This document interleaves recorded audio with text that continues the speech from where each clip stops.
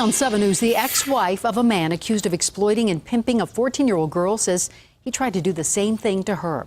7 News reporter Hendrickson, always investigating, asking if he should have been arrested way before he even met the teenager.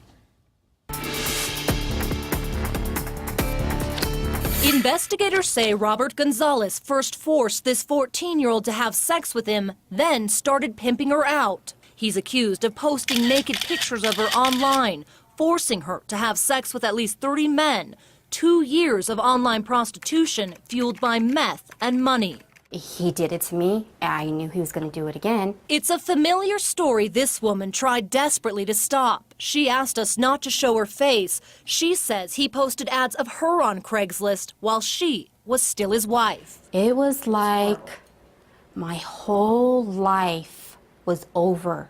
It was, my whole character was demolished. That was just 2 months before he met the girl. The couple was at the beginning of a messy divorce. She says he posted dozens of dirty ads, naked pictures of her, private videos, and her phone number online.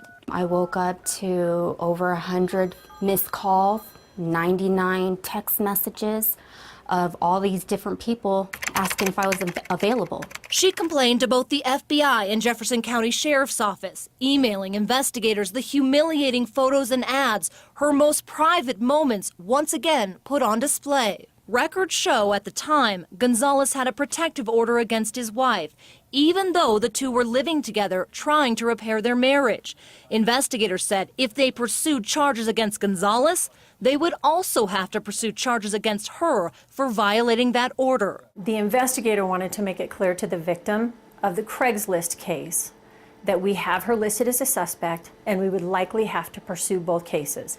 It's not a tactic, it's being honest. And from my review of the police reports, that was an accurate decision. That was the right decision to make. Criminal defense attorney Dan Recht reviewed the documents at the request of 7 News. He says investigators had no choice but to charge them both. If we're going to charge Gonzalez with this misdemeanor of computer crime, with you being the victim, his attorney is going to raise this whole issue of us giving you preferential treatment. And that's a very dangerous message. But University of Denver law professor Chris Michio disagrees. She also reviewed the documents at our request and says Jefferson County should not have used the protective order intended to be a shield against the wife as a sword. The statement, "I could arrest you," seems to me as a device that the police were using as a way not to go forward on the original charge that she attempted to file against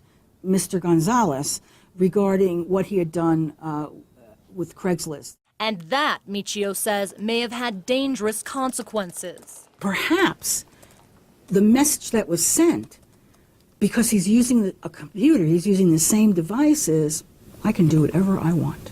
Do you think that this current case with the 14-year-old could have been prevented in any way had charges been brought against Gonzalez in this previous case?